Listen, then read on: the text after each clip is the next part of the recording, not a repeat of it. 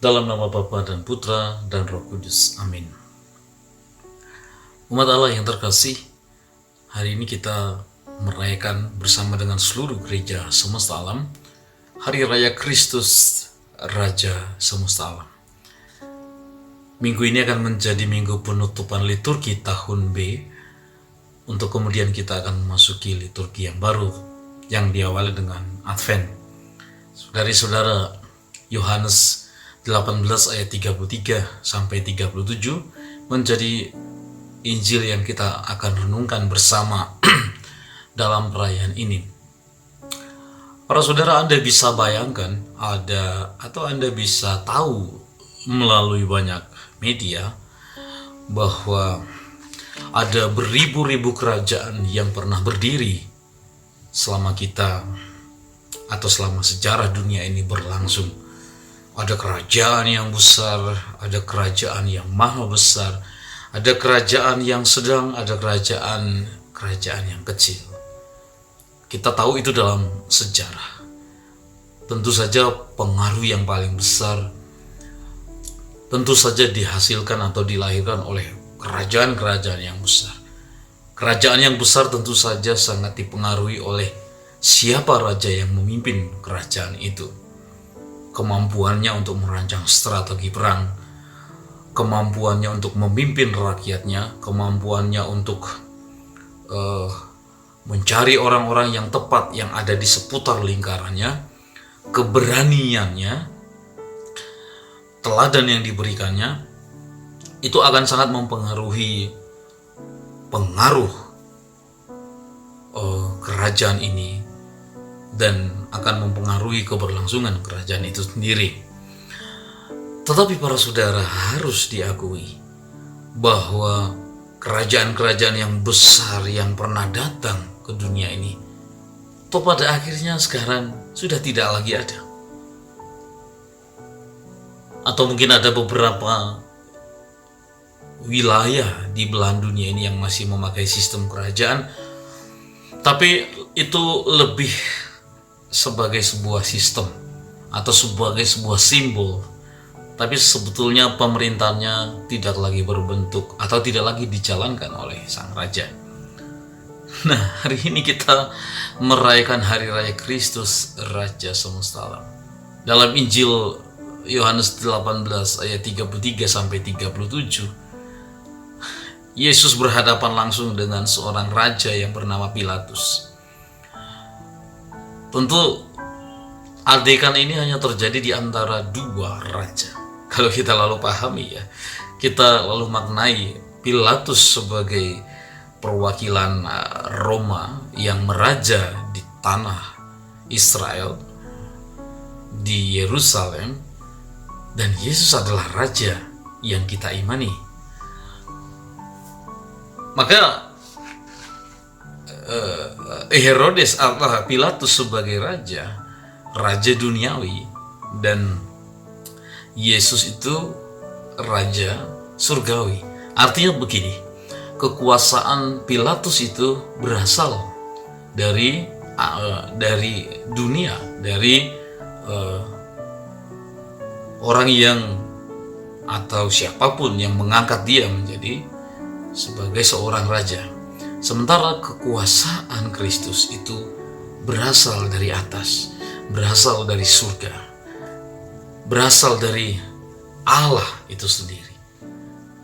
Bisa kita pahami tentu perbedaan yang begitu tajam antara kerajaan Pilatus, bahwasanya kekuasaan pengaruhnya itu sangat ditentukan oleh kekuatan bala tentaranya, kesetiaan para anggota yang ada di bawah kekuasaannya.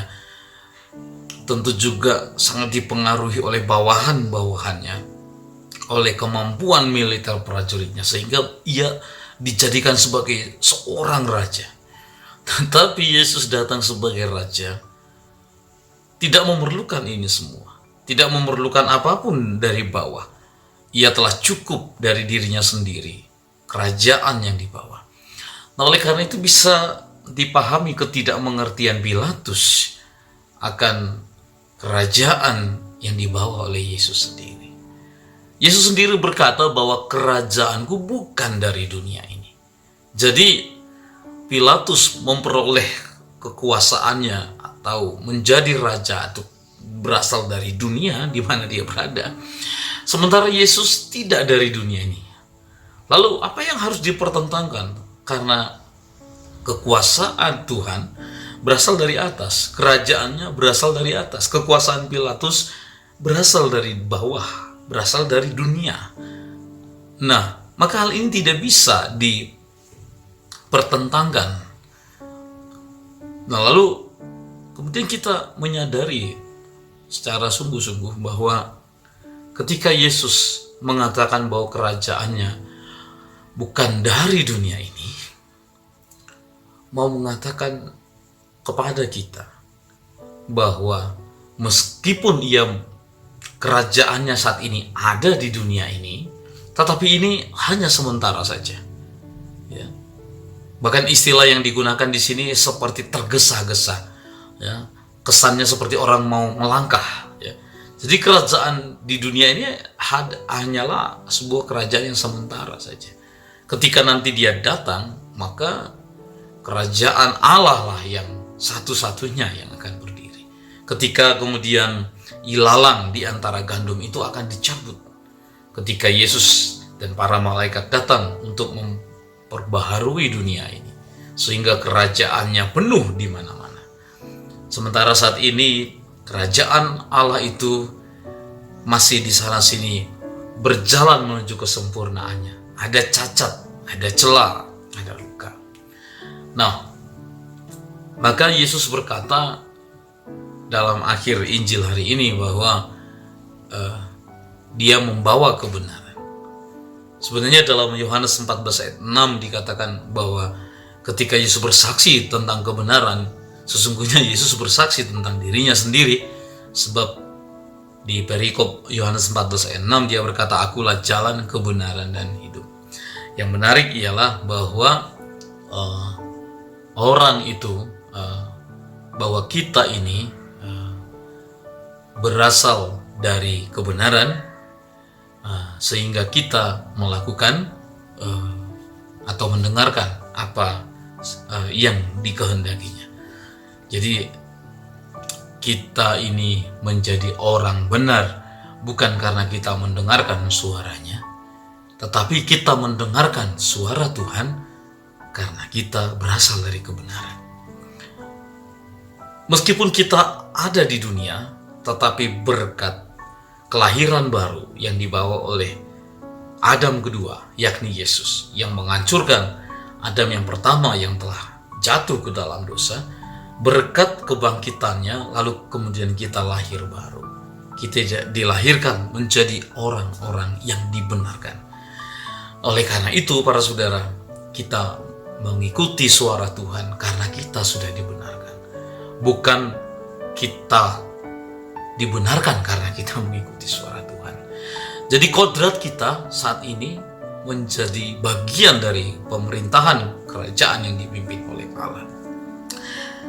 Menarik para saudara, lalu pertanyaan sederhananya ialah, kalau memang Tuhan kita yakini dan kita imani sebagai Raja atas semesta alam, bagaimana kemudian Ia lalu meraja dalam kehidupan kita setiap hari? Bagaimana kemudian Tuhan lalu meraja atas hatiku, atas diriku, atas pikiranku, sehingga kita lalu mengenakan pikiran, perasaan, dan perbuatan Allah menjadi bagian dari kehidupan kita, menjadi bagian dari perjuangan kita. Maka baiklah kita lalu menyadari hal ini melalui Kristus Raja semesta alam yang hari rayanya kita rayakan. Kita mengakui dengan mulut bahwa Yesus adalah Raja atas alam semesta ini, bahwa kekuasaannya, kerajaannya bukan dari dunia ini, tetapi tetap bekerja di dunia ini dan akan mencapai kepenuhannya. Kita telah meyakini itu dengan mulut kita. Kita menerimanya ke dalam hati kita, dan kemudian kita harus mewartakan bahwa Yesus itu adalah Raja, bukan hanya dengan kata-kata, dan itu tidak akan pernah cukup. melainkan dengan perbuatan kita. Ketika saya membiarkan diri saya dikuasai atau dirajai oleh Tuhan, maka kerajaan Allah itu sungguh-sungguh menjadi hadir di sini dan saat ini juga. Mari kita jadikan Yesus Kristus menjadi Raja atas diri kita, atas pekerjaan kita, di tengah-tengah keluarga kita, di tengah-tengah pelayanan kita.